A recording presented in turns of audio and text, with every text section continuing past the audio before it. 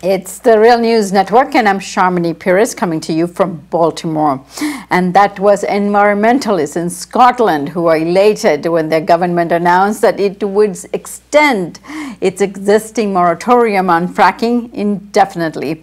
While this was also good news for the global anti-fracking movement, it was very bad news for James Radcliffe, a secretive billionaire owner of the chemical colossal Ineos Corporation. The company has been pushing hard to begin fracking in Scotland and in England, and Ineos is the largest holder of shale drilling licenses in the UK.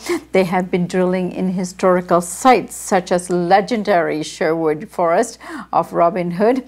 It turns out that Ineos Corporation is also a key player in the fracking business here in the United States. Now, James Radcliffe wants to expand his business by putting the highly controversial Mariner East 2 pipeline, now owned by Energy Transfer Partners, into operation, which would carry highly volatile gas liquids 350 miles across the state of Pennsylvania to an export terminal near Philadelphia.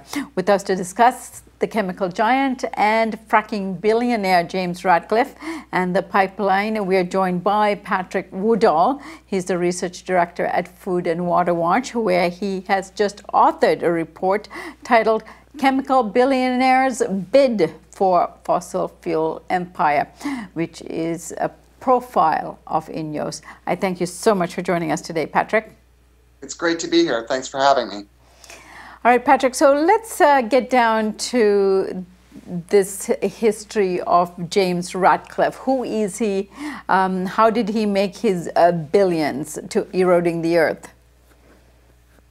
So Ratcliffe is an engineer by trade. He was in some chemical companies in the UK, went back to business school, and then used his talents in the venture capital world to assemble a company that gave him enough starter cash to start Ineos. In 1998, he bought his first plant for Ineos that has grown into a company that originally had sales of just over $20 million or so, or $120 million in 1998. It now is a $29.5 billion sales in 2016. It's grown from one plant to over 70 manufacturing plants across the world. He has done this through a series of pretty aggressive takeovers, largely financed with high-yield debt and strange security instruments, where he's amassed a bunch of debt to buy a company, then he cuts costs and squeezes the company to basically finance the next takeover. He did this over the last 20 years. I mean, there was no Ineos in 1997. Now it's one of the fifth biggest chemical companies in the world. So he did it by racking up a series of takeovers from companies like BASF and Bayer and Monsanto and Union Carbide and Imperial Chemical. And this built a huge empire, starting with chemicals, specialty chemicals, and then moving into more of a petrochemical business, where he is largely using fossil fuel inputs to make other chemical products. And when he did that, that kind of coincided with the U.S. shale boom. So as the fracking took off in the U.S. and drove gas prices down, Ratcliffe realized this was a way to really supercharge his business, and he started importing natural gas from fracked gas from the U.S.,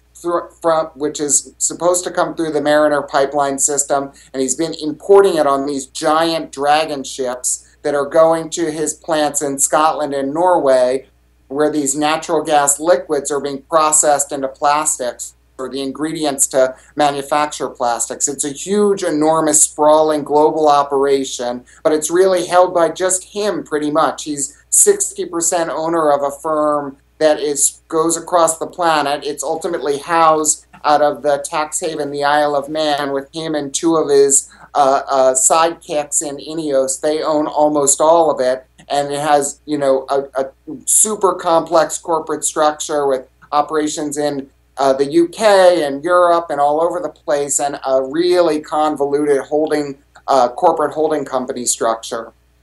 Now, Patrick, tell us about his business in the U.S. in terms of fracking. What kind of hold does he have on fracking here? So he has a very long-term contracts with the companies that are fracking in the U.S. to deliver gas to his plants in Scotland and in Norway. And ultimately, I think, he's building facilities to import in other places like Belgium. So the U.S. fracking business and everything that comes with it, all the environmental destruction, all the polluted water, all the toxic waste that comes out of the ground with this fracking operation, all of that is a key to his business empire. So he's using the U.S. gas to supply his factories in Europe right now, and he also is using it as sort of a platform to launch his bid to be the king of fracking in the U.K. Now, Patrick, you mentioned the Mariner East 2 pipeline, which is now currently owned by Energy Transfer Partners, I understand. What does Ineos want to do with it, and what impact will it have, of course, environmentally on our health?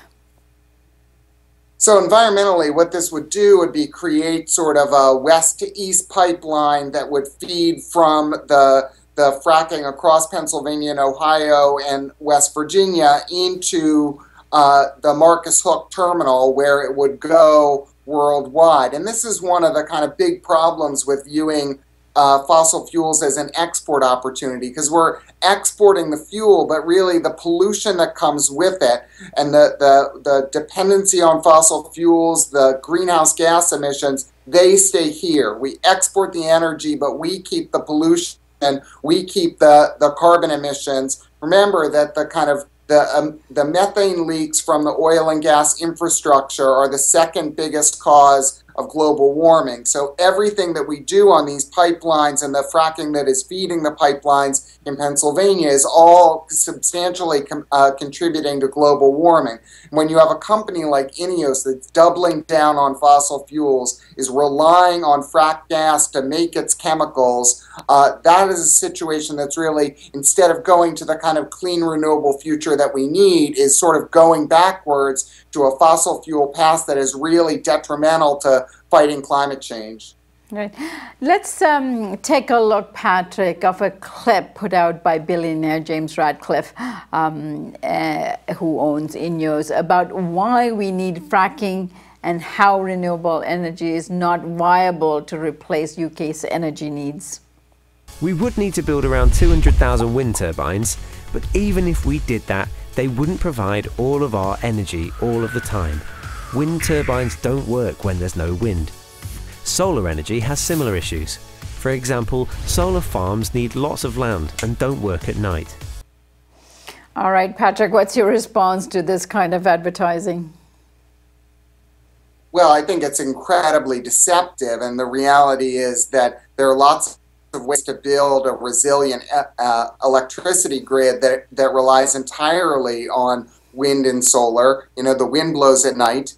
And one of those ways is through storage, right? The storage technology is rapidly emerging, and the reality is that it's way better to build storage, electric storage batteries to serve these energy networks than it is to build more gas power plants and to rely on more fracked gas. That is really the most deceptive thing, where the way to fight climate change is more fracking, is basically what they're implying, and that is ridiculous.